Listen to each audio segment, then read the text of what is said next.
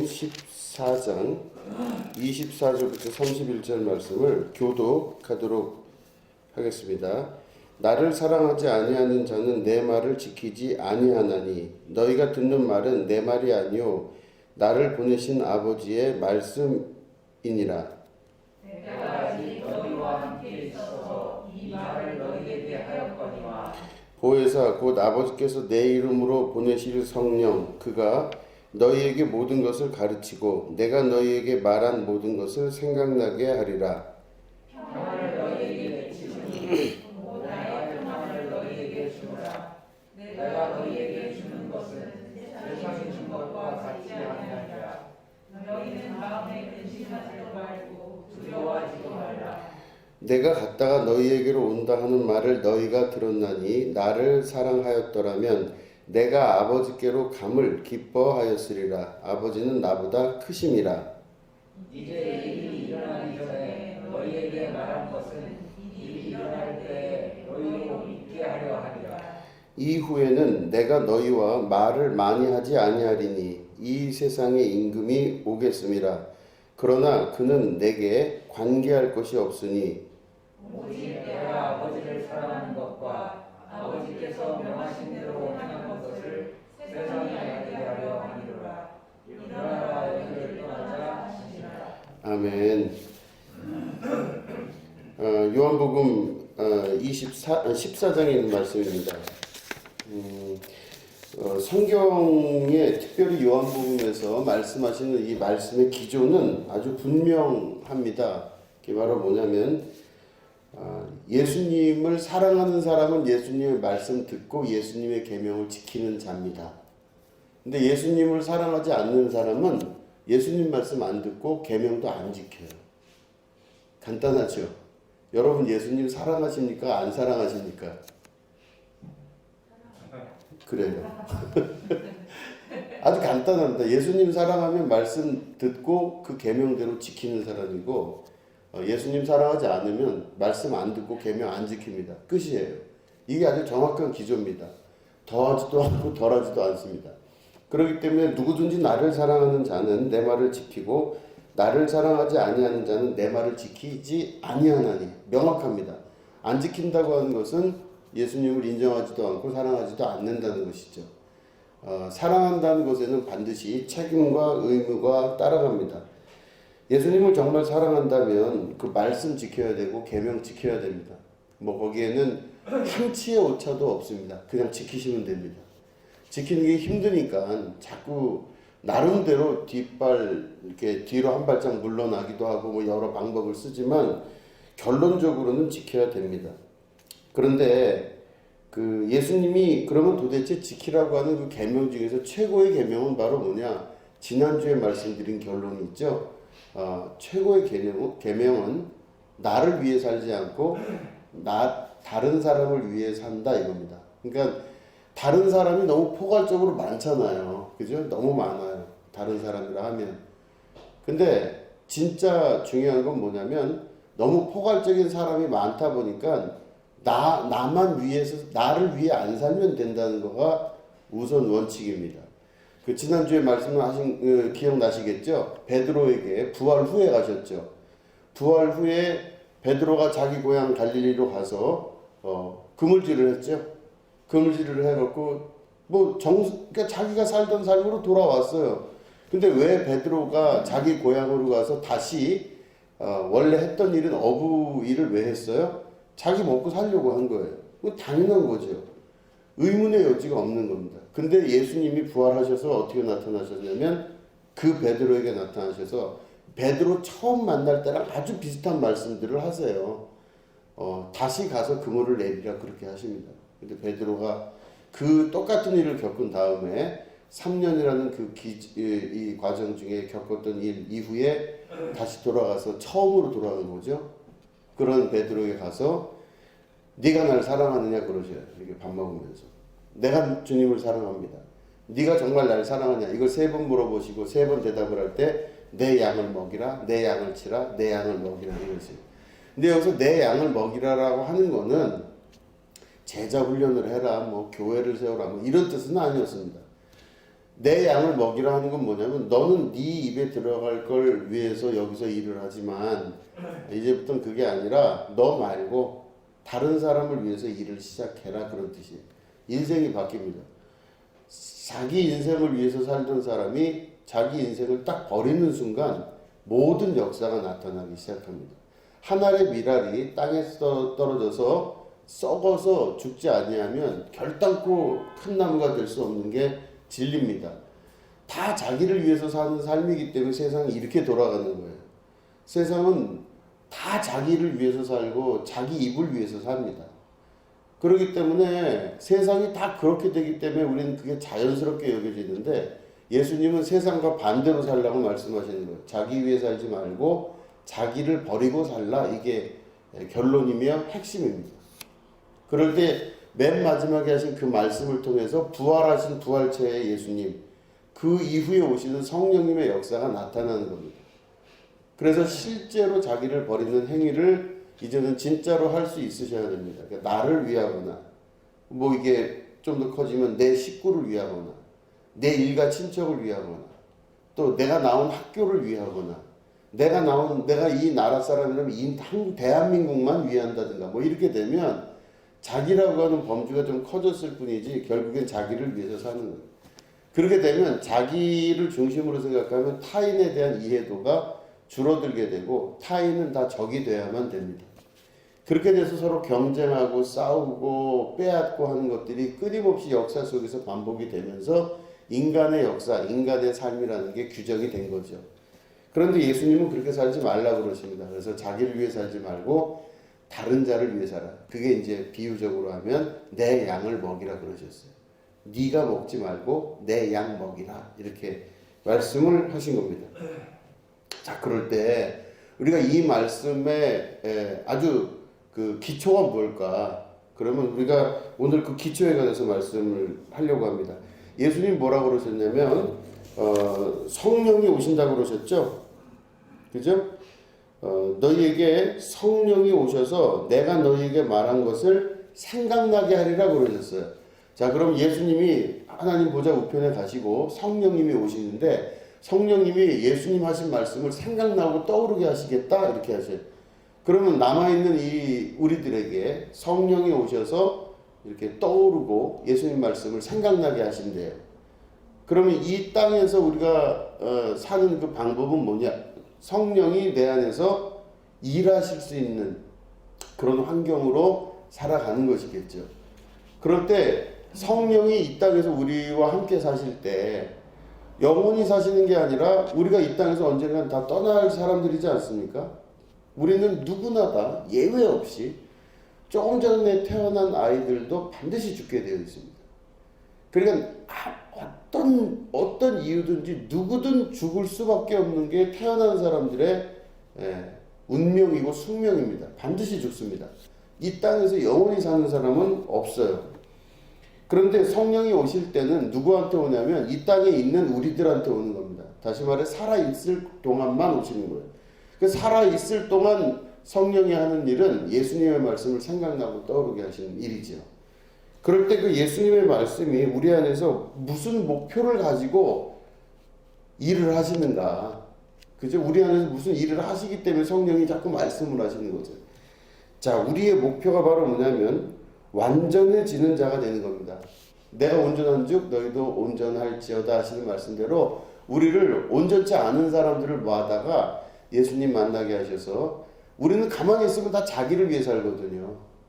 다 가만히 놔두면 그냥 순식간에 내가 왜 이러지? 그러면서 다 자기를 위해서 살아요. 누구나가. 그러니까 가만히 놔두면 다 자기를 위해서 사는데 성령이 오셔서 하는 일이 뭐냐면 너를 위해 살지 말라, 그거 하시는 거예요. 요 패턴대로 계속 그대로 돌아갑니다.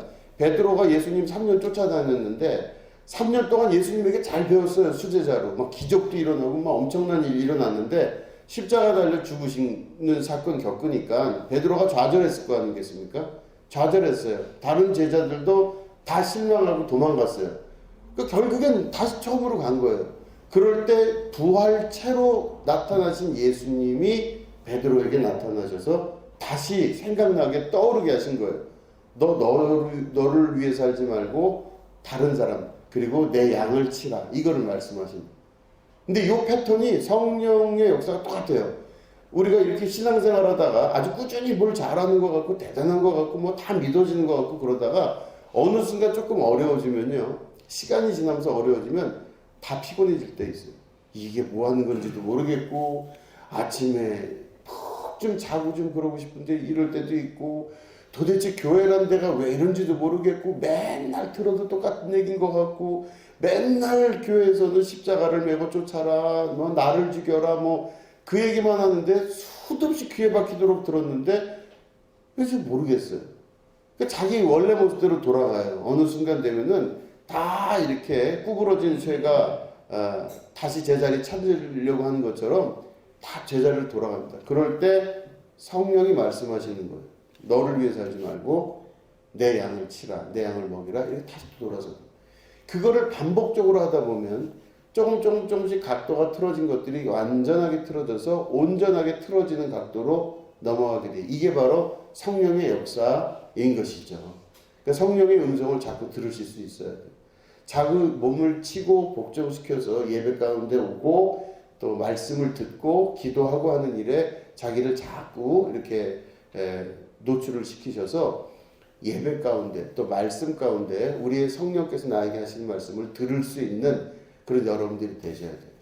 자, 그럴 때 우리가 분명히 기억해야 될 것이 있습니다. 이 삶은 영원히 가지 않고 우리는 누구나 다 죽는다. 그죠? 저 여러분 한번 따라해 보시기 바랍니다. 나는 반드시 죽는다. 그쵸? 여러분 반드시 죽어요. 저도 반드시 죽게 돼 있어요. 이 세상에 태어난 자는 반드시 죽습니다.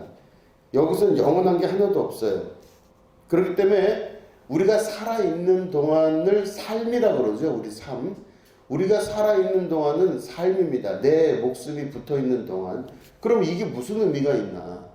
도대체 내가 살아있는 동안 이 반드시 죽는 이 짧은 기간이 우리에게 무슨 의미가 있나? 우리가 기억해야 될 게 있습니다.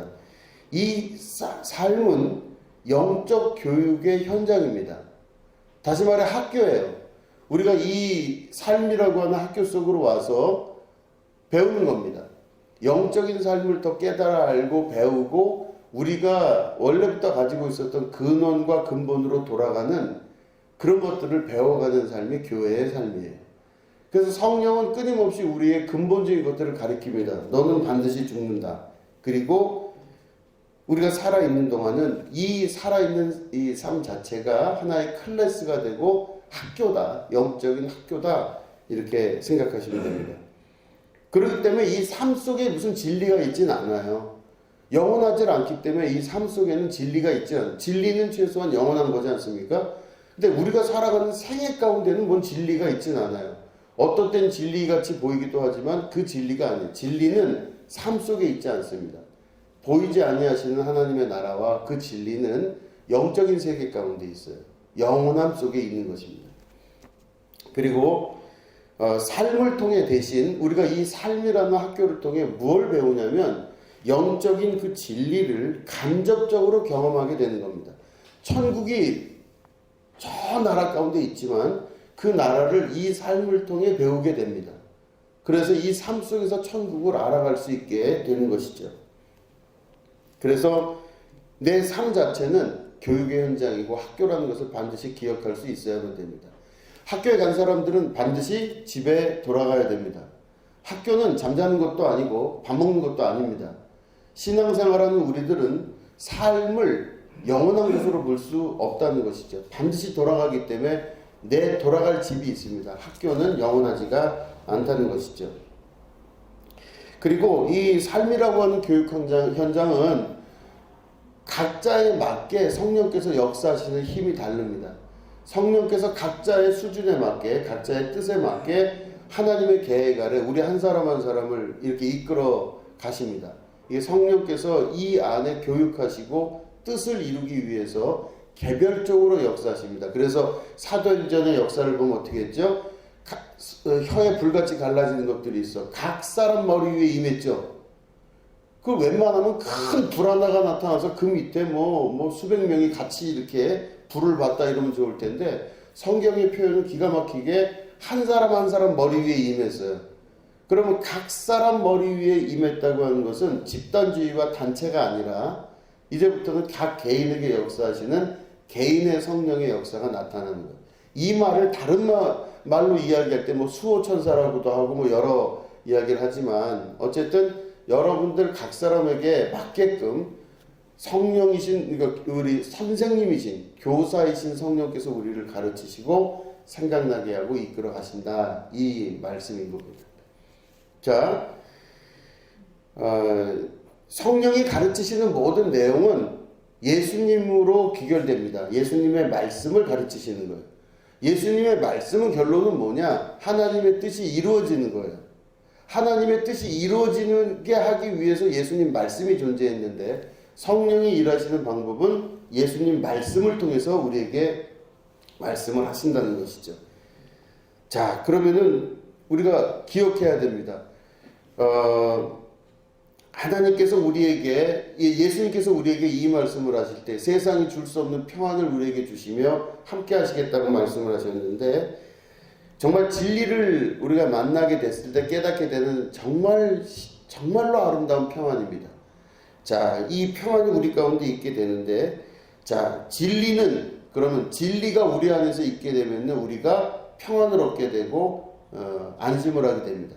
자, 우리가 평안하고 안심할 수 있는 이유를 잘 생각을 해보면, 첫 번째, 이 세상은 영원하지 않다. 동의하시죠? 네, 절대 영원하지 않습니다. 언젠간 끝납니다. 반드시 끝나요. 지금 뭐 우주학자들이 대략 빅뱅이라고 하는, 이제 그것도 하나의 설이죠. 그래서 빅뱅이 일어난 지가 138억 년이라고 합니다. 그리고 지구의 나이가 뻥 하고 이제 빅뱅이 일어난 다음에 138억 년이 됐어요. 그래서 이제 138억 년인데 지구는 이 빅뱅이 일어난 다음에 열이 막 식고 나서 지구의 온도가 차가운 온도가 되었을 때 그때가 46억 년 정도 돼요. 그리고 46억 년이 되고 나서 한 38억 년 정도의 생물이 나왔다, 이렇게 봅니다. 그러니까 138억 년에서 100억 년 지난 다음에 생물이 나온 거예요, 이 지구에. 과학자들의 얘기에 의하면. 그런데 그러면 태양은 언제 생겼느냐? 빅뱅이 이루어지고 난 이후에 한 50억 년 정도의 태양이 이제 있게 된 거예요. 그 이후에 지구가 이제 식게 되고 46%로부터 대략 한 뭐 4억 년 정도 후에 지구가 나타나게 된 거죠. 자, 그런데 그러면 태양이 지금 막 이렇게 막 끓고 있잖아요. 태양이 대략 한 50억 년 정도 지금 된 건데, 태양은 영원히 꺼지지 않을까요? 아니면 꺼질까요?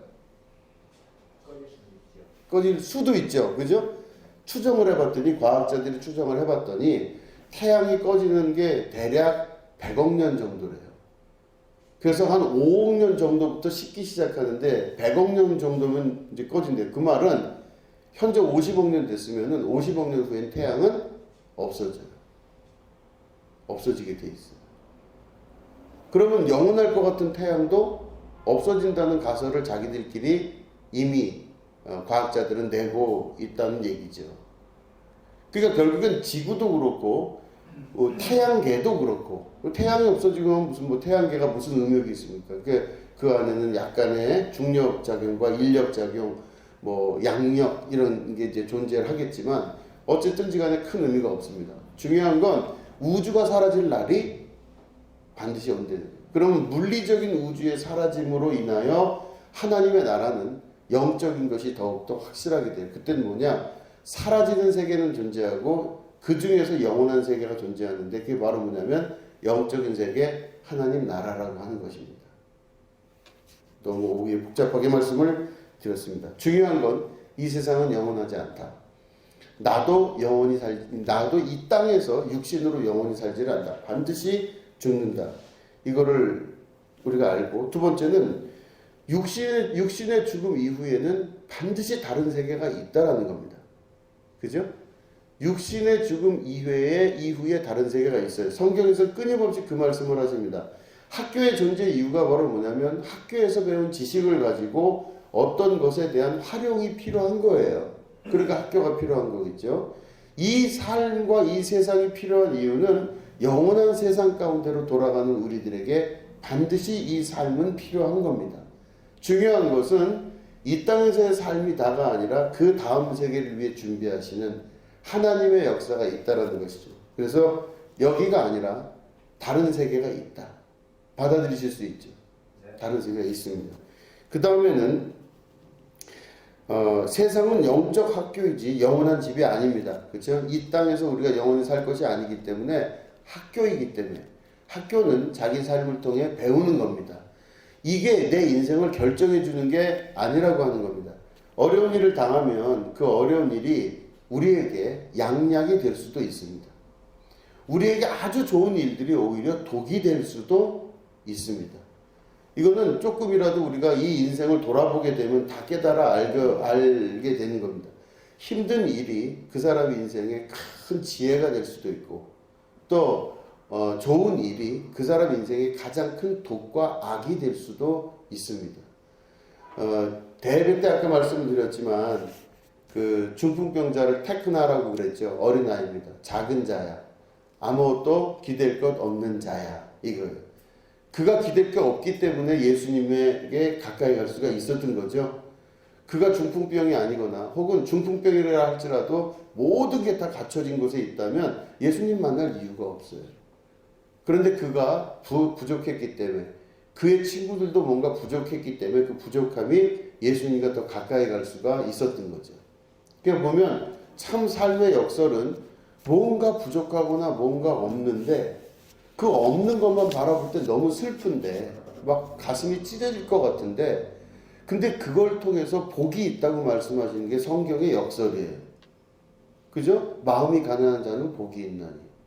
그죠? 애통한 자는 복이 있나니. 그죠? 이러면서 그 마음이 청결하여 아무것도 없는 자. 뭐 아무것도 없으니까 청결한 거죠. 그런 사람은 복이 있나니.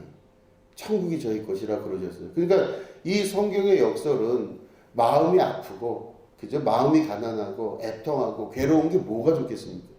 좋은 게 하나도 없죠. 마음이 부여롭고, 모든 게 부여롭고, 그죠? 애통하지도 않고 매일 즐겁고, 이런 사람이 좋은 거지.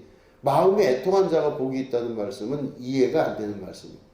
그런데 그게 가능한 이유는 바로 뭐냐면, 이 삶 자체가 여기가 결론이 아니라 다른 곳이 결론이라는 거예요.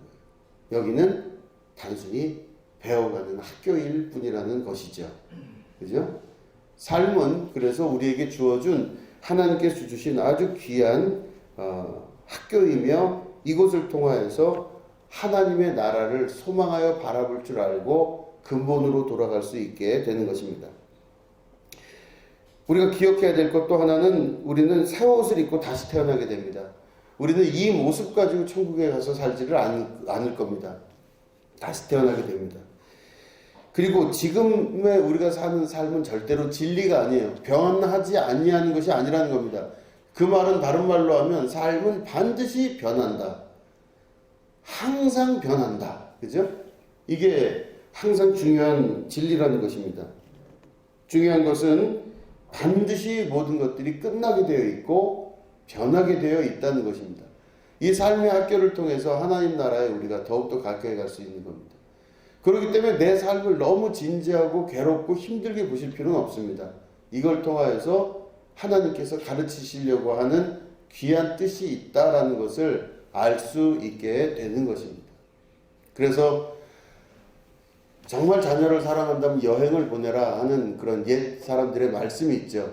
그 여행을 가면 정말로 고통스럽죠. 뭐 정말로 힘듭니다. 근데 새로운 세계를 보면서 어려운 일을 겪는 게 그 자녀에게 얼마나 큰 인생에 도움이 되는지 모릅니다. 그렇기 때문에 그 여행을 다니면서 대접받고 인정받고 사랑받고 뭐 추앙받고 이런 게 아니라는 거죠. 가서는 그 여행은 정말 객지에 가서 외지에 가서 모르는 사람들 사이에서 이렇게 살아가기도 하고 밥도 굶어보고 몸도 피곤해지고 집도 그리워지고 사랑받던 그 가정도 그리워 뭐 이런 여러 가지 것들이 있는데 그런 것들을 막 겪어가면서 그 아이가 분명하게 기억해야 될 건 뭐냐면 나는 여행 중이다. 이걸 기억하면 돼요. 나는 여행 중이다. 그 여행 중에는 자기가 생각하는 부분이 있어요. 아, 이 정도 고생을 해도 영원한 건 아니다. 아, 이렇게 못 먹어도 영원히 못 먹는 건 아니다. 최소한 집에 가면 엄마 아빠랑 먹을 밥은 있다. 뭐 이런 생각을 할 수 있어요. 아, 내가 오늘은 이렇게 힘들어서 발이 부르틀 때까지 있는데 온몸에 땀 때문에 냄새는 잔뜩 나고 씻을 데도 없는데 우리 집에 가면 뜨뜻한 물도 나오고 그리고 푹 쉬게끔 놔두시는 분들도 있고 그 집이 있다는 걸 알기 때문에 여행을 할 때는 조금 서운한 마음이 들어도 괴로운 마음이 들어도 힘든 마음이 들어도 그냥 괜찮은 거예요. 여행이니까. 그렇지만 그 여행이 인생에 아무 의미가 없는 것이 아니라는 겁니다. 그걸 통해서 그 인생이 조금 더 그리고 확실하게 자기의 존재 이유를 찾을 수 있고 그것보다 더한 것들도 감당하여 이길 줄 아는 자가 되는 거죠. 그래서 믿음의 장성한 분량에 점점점 이르게 되고 하나님 나라에 가서는 더욱더 큰 장성한 자, 완전한 자라고 하는 그 칭송을 받게 되는 것입니다. 인생이라고 하는 여행 그리고 인생이라고 하는 학교 가운데 우리가 이곳이 전체가 아니고 완전한 게 아니라는 걸 깨달아 아는 것, 이게 너무 중요한 예수님의 말씀이십니다.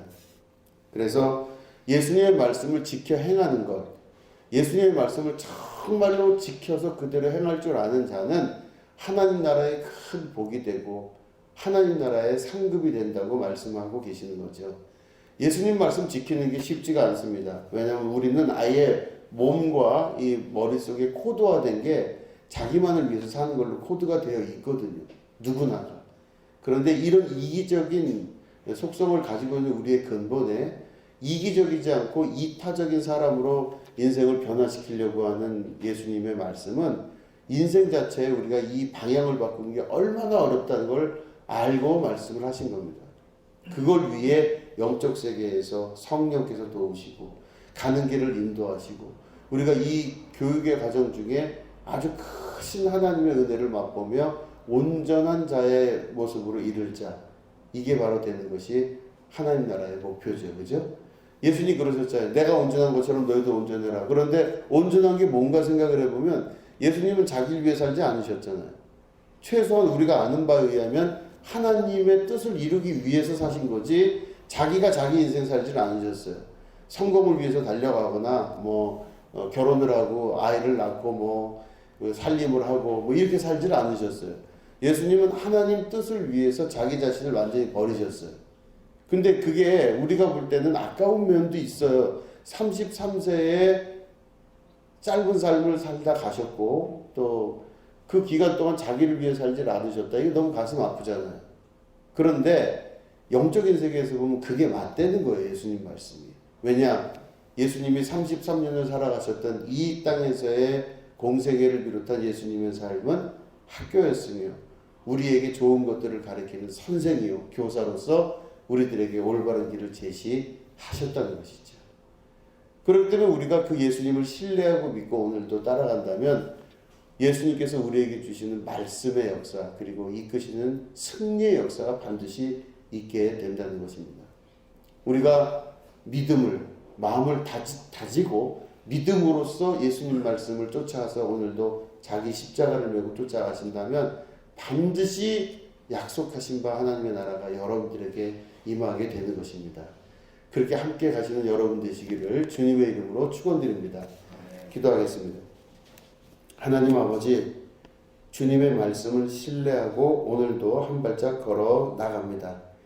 이 땅에서의 삶이 영원하지 않다는 것을 말씀하신 주님, 영원하지 않다는 걸 항상 우리가 기억하며 살아갈 수 있도록 도와주시옵소서. 이 땅은 지나가는 곳이고 여행하는 곳이고 또한 학교입니다. 우리 영원한 집은 아버지께 있는 줄로 믿습니다. 이 땅에서의 삶이 비록 힘들고 어렵더라도 좌절스러운 일이 있다 할지라도 때로는 앞이 캄캄한 일을 경험한다 할지라도 그 모든 것들이 영원하지 않다는 것 그리고 모든 것들은 다 반드시 그 마침이 있다는 것을 깨달아 알게 하시고 믿음으로 오늘 하루도 이 교육의 모든 틀을 잘 헤쳐나가고 이 과정 중에 주님께서 임하시는 은혜와 축복 경험케 하여 주시옵소서. 감사드리며 예수님의 이름으로 기도드립니다. 아멘.